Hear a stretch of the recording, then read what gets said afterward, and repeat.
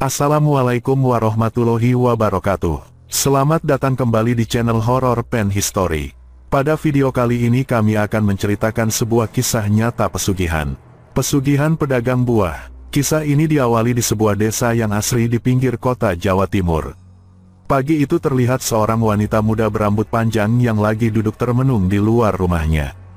Wanita itu bernama Ayu. Terlihat di raut wajah Ayu yang tampak lelah dan sedih. Hari itu Ayu lagi melamun tentang nasibnya yang terasa tragis. Sudah 4 bulan ini Ayu ditinggal oleh suaminya yang meninggal tanpa sebab. Hal inilah yang membuat Ayu seolah belum bisa menerima keadaan ini. Ayu lagi bingung tentang nasibnya ke depan. Bagaimana ia harus mencukupi kebutuhan hidupnya dengan adiknya semata wayang.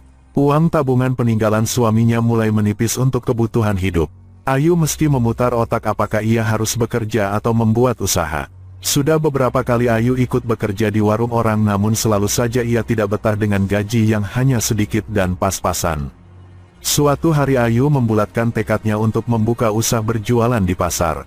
Dengan uang tabungan yang tersisa Ayu mencoba memberanikan diri untuk berdagang. Dengan pertimbangan yang matang Ayu memutuskan untuk berdagang buah dan sayur. Di pasar Ayu menyewa sebuah lapak kecil yang lumayan untuk tempatnya berjualan. Hari pertama Ayu berjualan belum seperti apa yang diharapkan Ayu. Hanya ada beberapa orang saja yang membeli di lapaknya. Wajar si Ayu baru mulai buka jualan. Hari demi hari pun berjalan, namun warung lapak Ayu belum juga ramai oleh pembeli. Ayu kini malah banyak menanggung kerugian akibat buah dan sayurnya yang busuk akibat menumpuk tak terjual. Pikiran Ayu semakin bingung dengan keadaan ini. Kalau diteruskan mungkin bisa habis modalnya.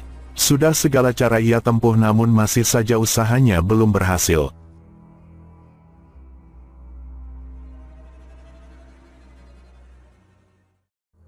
Suatu malam Ayu bermimpi bertemu dengan seorang kakek tua. Dalam mimpinya kakek tua itu berkata, "Kalau kamu pengin daganganmu laris maka temuilah aku di gubuk di pinggir hutan di pinggir desamu." Ayu terbangun dan tertegun dengan mimpinya, ia masih bingung dengan mimpinya. Ternyata mimpi itu hadir di setiap malam berikutnya. Ayu semakin bingung dengan mimpinya itu. Suatu hari Ayu mencoba pergi kemana arah yang ditunjukkan di dalam mimpinya. Ayu kemudian meninggalkan rumahnya menuju ke arah hutan. Perlahan sampailah Ayu di pinggir hutan tersebut. Perlahan Ayu memberanikan diri berjalan memasuki hutan itu. Setapak demi setapak Ayu mulai masuk menyusuri jalan kecil masuk ke dalam lebatnya hutan. Di samping kanan kiri semak belukar yang rimbun. Hari semakin sore dan tak lama kemudian Ayu melihat sebuah gubuk di dalam hutan itu seperti dalam mimpinya. Dari jauh terlihat seorang kakek tua dan Ayu segera menghampirinya. Semakin dekat semakin jelas wajah kakek tua itu dan persis dalam mimpi Ayu. Ayu kemudian menyapa kakek itu dan selanjutnya adalah sang kakek juga menyapa Ayu dan mempersilahkan Ayu. Kakek tua itu kemudian bertanya kepada Ayu, "Ada apa gerangan kau bisa sampai di gubuknya?" Ayu kemudian menjawab kalau dia mencari kakek yang hadir dalam mimpinya. Ayu kemudian menceritakan apa yang dialaminya dan tentang kehidupannya. Setelah menceritakan semuanya, tampak kakek tua itu menarik nafas dan kemudian berbicara. Kakek tua itu mengatakan kepada Ayu bahwa hidupnya bisa berubah dengan jalan mengambil pesugihan.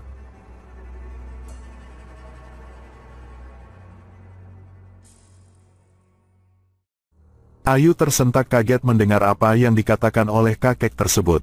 Ayu berpikir apakah harus dengan jalan ini yang harus ia jalani. Pikiran Ayu berkecamuk antara iya dan tidak. Lagi-lagi kakek itu kemudian menyambung ucapannya. Ia mengatakan dengan mengambil penglaris pesugihan maka hidup Ayu akan berubah. Dagangan Ayu akan ramai oleh para pembeli dan Ayu akan mudah menjadi kaya dengan pesugihan tersebut. Kakek itu berusaha meyakinkan Ayu. Ayu kembali berpikir tentang kesulitan yang ia hadapi sekarang. Ayu sudah lelah dengan keadaan ini. Ia ingin segera terbebas dari kesulitan hidupnya. Ia ingin hidup enak dengan mudah dan berkecukupan. Seolah ada bisikan yang menguatkan Ayu untuk mengambil pesugihan yang terngiang di telinganya. Akhirnya Ayu memantapkan hatinya untuk mengikuti saran dari kakek itu untuk mengambil penglaris pesugihan.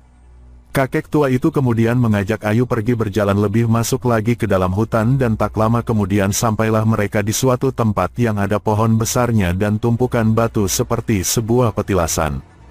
Kakek tua itu kemudian melakukan ritual untuk memanggil pesugihan. Tampak dupa yang dibakar beserta bunga-bunga setaman. Kakek tua itu kemudian merapal mantra. Dengan komat kamit kakek tua itu berusaha membuka gerbang alam lain menuju dunia gaib penguasa pesugihan di hutan itu. Tak lama kemudian angin mulai bertiup dan tampak kabut putih menyelimuti tempat itu.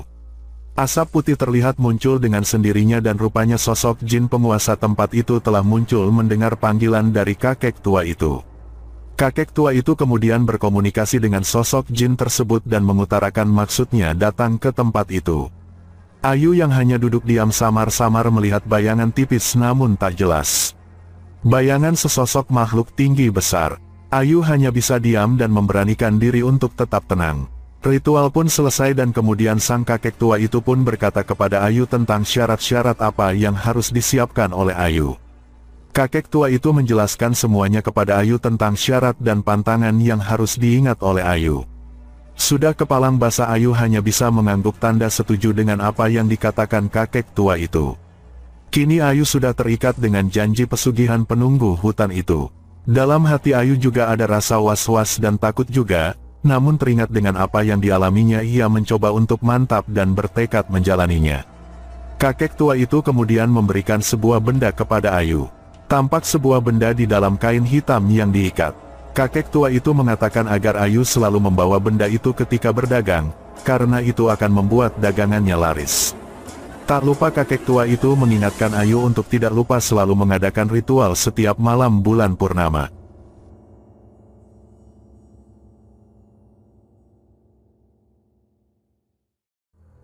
Keesokan paginya Ayu berangkat ke pasar untuk membuka dagangannya. Tak lupa Ayu membawa benda hitam pemberian dari kakek tua itu. Dengan hati yang mantap Ayu berjalan melangkah ke pasar. Tak lama kemudian sampailah Ayu di depan lapak dagangannya. Ayu kemudian membuka lapak dagangannya. Segera ia menata buah dan sayur untuk dijual kepada para pembeli. Aneh tak lama kemudian ada seorang ibu-ibu yang menghampiri lapak Ayu dan segera mengambil beberapa buah dan sayur. Sambil tersenyum ibu itu kemudian mengeluarkan uang untuk membayar buah dan sayur itu kepada Ayu. Ayu yang kaget bercampur senang itu kemudian menerima uang dari sang ibu-ibu itu. Dalam hatinya, baru saja aku buka kok sudah ada pembeli yang datang. Tak selang berapa lama setelah ibu-ibu itu pergi tiba-tiba Ayu dikagetkan lagi dengan beberapa ibu-ibu yang lain yang menghampiri lapaknya. Mereka tak lain Bu Siti, Bu Marni dan Bu Retno. Mereka adalah tetangga desa beda dukuh dengan Ayu. Bu Siti terlihat senang saat mengambil buah dan sayur yang dibelinya di lapak Ayu. Bu Siti mengatakan kalau buah dan sayur jualan Ayu segar-segar. Begitu juga Bu Retno dan Bu Marni juga mengatakan hal yang sama. Entah mengapa orang-orang tiba-tiba tertarik dengan buah dan sayur milik Ayu. Beberapa saat kemudian mulailah orang-orang yang lain berdatangan memenuhi depan lapak milik Ayu. Mereka tampak senang memilih buah dan sayur dagangan Ayu. Dalam hati Ayu berpikir apakah ini akibat hasil dari pesugihannya yang membuat warung dagangannya jadi ramai. Dalam hati Ayu bertanya-tanya dan juga dia sangat senang hari itu.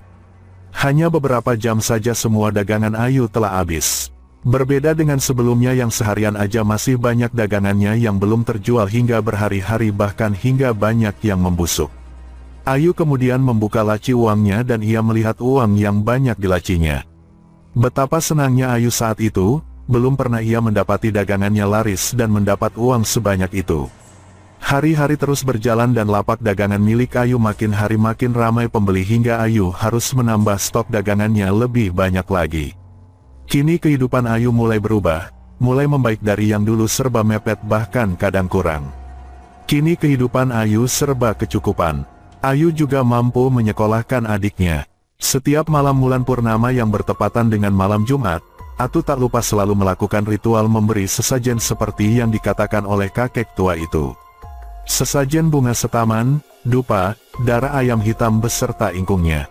Kini Ayu sudah mampu membeli sawah dan emas perhiasan dari hasil jualannya.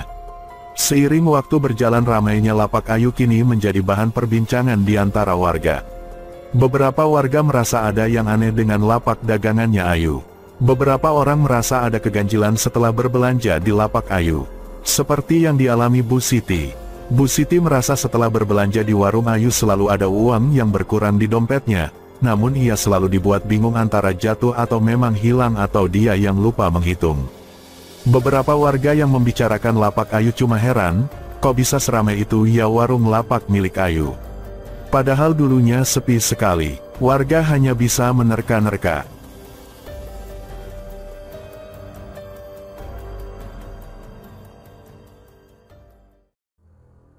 Teror sosok misterius. Kejadian-kejadian aneh dan ganjil mulai terjadi di rumah Ayu. Kejadian itu dialami oleh Ningsih, adik Ayu. Suatu malam saat Ningsih sedang rebahan di kasurnya, ia sayup-sayup mendengar suara aneh dan langkah kaki dari dapur. Ningsih saat itu tidak terlalu ambil pusing, tetapi suara itu terus hadir di telinga Ningsih. Karena penasaran, Ningsih kemudian melangkah keluar dari kamarnya. Perlahan Ningsih sampai juga di dapur. Ningsih mencari-cari ada apa di dapur, ia menoleh ke kanan dan ke kiri.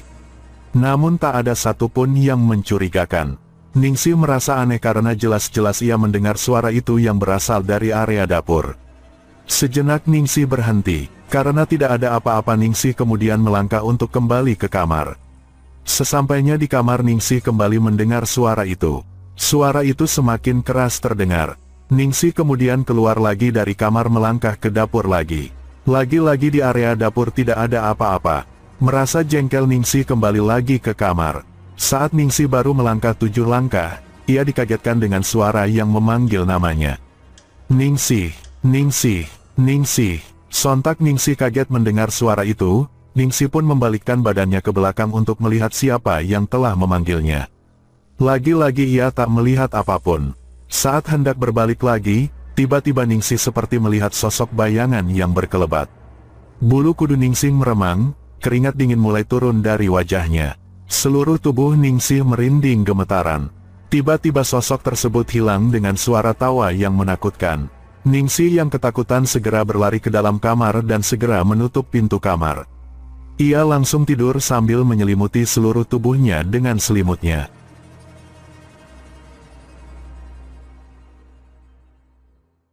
Keesokan harinya ia bercerita kepada Ayu tentang apa yang semalam ia alami. Ayu yang mendengar cerita dari Ningsih kaget dan mulai khawatir dengan keluarganya. Namun ia berusaha untuk tenang agar Ningsih tidak takut. Kejadian aneh dan ganjil dialami oleh Ningsih lagi. Kejadian itu terjadi saat menjelang tengah malam. Ningsih merasa selalu diteror oleh sosok-sosok hantu misterius. Ningsih mulai sering bermimpi yang aneh-aneh.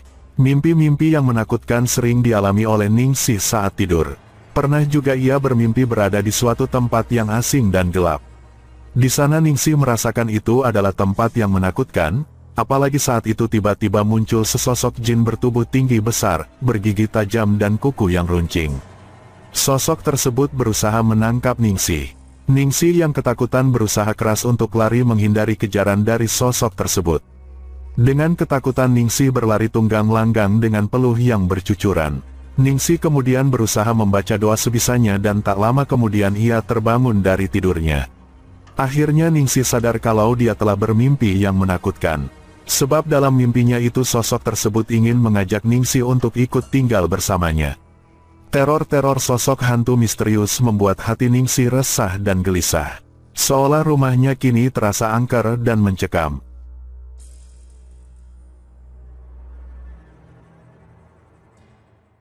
Seperti biasa, seperti hari-hari yang sama, Ayu sibuk jualan di pasar. Sesampainya di pasar, Ayu segera membuka warung lapaknya. Namun aneh, tidak seperti biasanya warungnya langsung diserbu oleh para pembeli setiap Ayu buka. Ayu berpikir kenapa hari ini kok belum ada pembeli yang datang. Tiba-tiba Ayu teringat dengan benda yang selalu ia bawa saat berdagang. Ayu mencoba membuka tas bawaannya. Dicari-cari ternyata benda tersebut tidak ada. Ayu pun berpikir apakah benda itu hilang atau ketinggalan. Mau balik rumah tapi sudah terlanjur di pasar. Akhirnya Ayu hanya bisa meneruskan jualannya. Sehari jualan tetap ada pembeli yang datang namun tak seramai seperti biasanya. Sekitar jam 1 siang Ayu pulang ke rumah. Dengan lelah Ayu duduk beristirahat di dapurnya. Malam harinya ternyata bertepatan dengan malam Jumat Kliwon dan pas bulan purnama. Ayu teringat untuk melakukan ritual dan pemberian sesajen malam itu. Ayu bingung karena ia lupa menyiapkan ayam hitam seperti biasanya. Malam mulai larut, saatnya Ayu untuk melakukan ritual persembahan sesajen untuk jin pesugihannya. Diliputi rasa cemas dan was-was, Ayu tetap melakukan acara ritual sesajen. Ayu kemudian menyalakan dupa dan tak lupa kembang setaman dan ube orampe lainnya telah berada di depannya. Ayu segera komat kamit membaca mantra seperti yang sering ia baca saat ritual. Perlahan udara terasa dingin menusuk tulang, kabut tipis menyelimuti di sekitarnya. Ayu merasakan ada keanehan malam itu tidak seperti biasanya. Tiba-tiba Ayu dikagetkan dengan munculnya sosok bayangan putih di depannya. Sosok tersebut tampak tidak terlalu suka dengan apa yang dibawa Ayu. Sosok tersebut mengatakan kalau Raja Jin Pesugihan marah dengan Ayu malam itu. Sebab sesajen yang Ayu persembahan kurang. Wajah Ayu tampak pucat mendengar kata-kata sosok tersebut. Saking bingungnya Ayu tadi siang di pasar sehingga ia sampai lupa membeli ayam hitam. Tak lama kemudian sosok putih itu pun menghilang dengan meninggalkan suara agar Ayu lebih hati-hati dan waspada. Setelah melakukan ritual tersebut, Ayu kemudian berdiri dari tempat duduknya dan segera melangkah berjalan meninggalkan tempat tersebut. Malam itu Ayu tampak resah dan gundah. Hatinya gelisah tentang apa yang akan terjadi selanjutnya.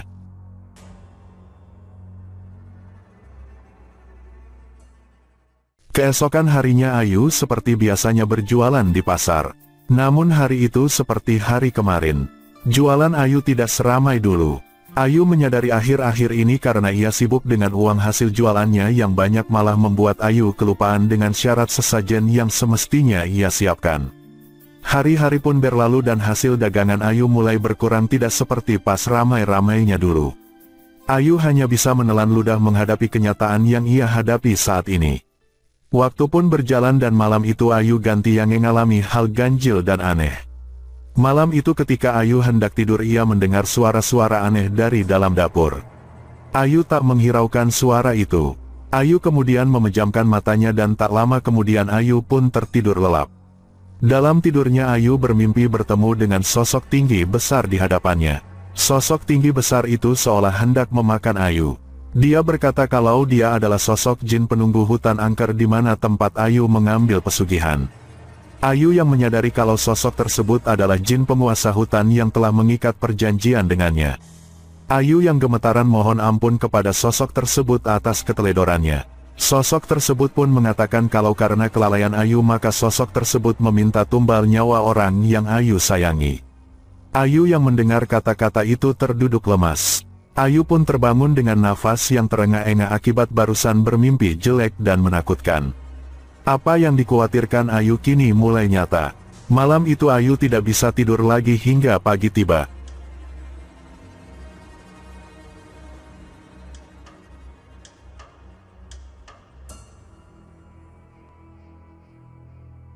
Hari-hari selanjutnya teror-teror dari makhluk halus semakin sering. Ningsih kini mengalami lagi mimpi-mimpi aneh dan kejadian-kejadian yang mencekam. Setiap malam Ningsih sering ngelindur akibat bermimpi menakutkan. Ningsih selalu bermimpi dikejar-kejar oleh jin yang ingin membawanya pergi. Kejadian-kejadian tersebut membuat hidup Ningsih tak tenang.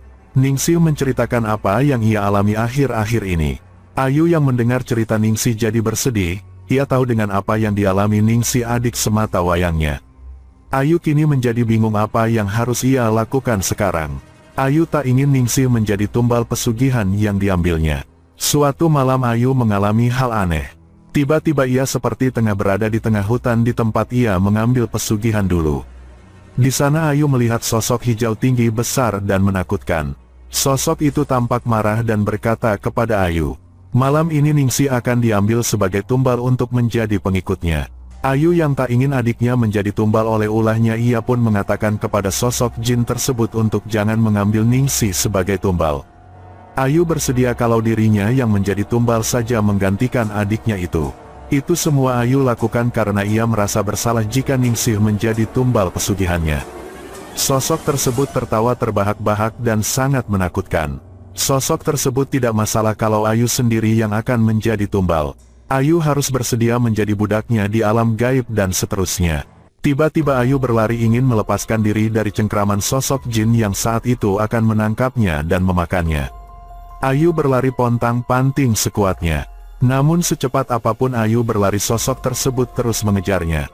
Hingga akhirnya Ayu tertangkap dan dibunuh oleh sosok jin tersebut. Jiwanya dibawa ke alam gaib untuk dijadikan budak menjadi pelayan jin tersebut di istananya. Keesokan paginya Ningsih yang mendapati kakaknya sudah meninggal dengan darah yang keluar dari mulutnya menjerit histeris membuat beberapa tetangganya berdatangan. Kematian Ayu membuat Ningsih sangat bersedih dan kehilangan. Kini Ningsih hidup sendirian, karena Ayu adalah keluarga satu-satunya yang ia punya. Kematian Ayu yang mendadak dan terlihat aneh menjadi bahan perbincangan para warga. Banyak warga yang mengaitkan kematian Ayu dengan tumbal pesugihan. Karena sebenarnya ada beberapa warga yang pernah melihat hal-hal aneh dan ganjil di rumah Ayu saat mereka tengah melintas. Ada yang bercerita melihat sosok tinggi besar di pojokan rumah Ayu. Sosok itu hanya berdiri sambil menatap orang yang lewat. Sosok tinggi besar itu tampak sangat menyeramkan dengan giginya yang runcing dan kuku yang tajam. Ada lagi warga yang melihat sosok putih berjubah saat lewat tengah malam di rumah Ayu. Orang itu melihat beberapa sosok tersebut berterbangan di luar rumah Ayu. Pemandangan yang sangat menakutkan dan mencekam saat malam itu.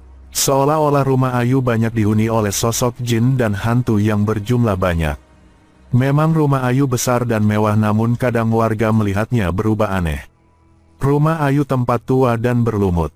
Tampak seperti rumah yang jarang dibersihkan atau lama tak dihuni. Kadang kala warga mencium bau wangi kemenyan di sekitar rumah Ayu, apalagi kalau pas malam Jumat Kliwon dan Jumat Wage. Setelah beberapa hari kematian Ayu, kabar kalau Ayu mengambil pesugihan semakin santer di antara warga. Hingga berita itu sampai juga di telinga Ningsih. Ningsih mencoba tak percaya dengan desas-desus yang beredar di masyarakat. Ningsih percaya kalau kakaknya bukan orang seperti itu.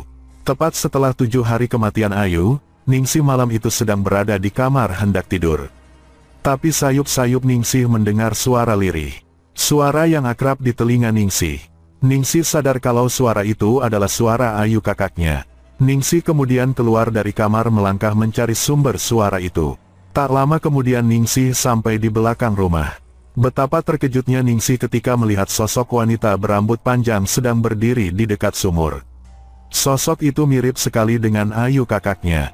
Tiba-tiba sosok itu berkata minta maaf kepada Ningsih karena selama ini dia telah mengambil jalur yang salah. Selama ini dia mengambil pesugihan. Kematiannya akibat ia tidak mau kalau adiknya yang menjadi tumbal. Sosok itu meminta kepada Ningsih untuk selalu mendoakan dia dan memohonkan ampun pada Allah Subhanahu wa Ta'ala.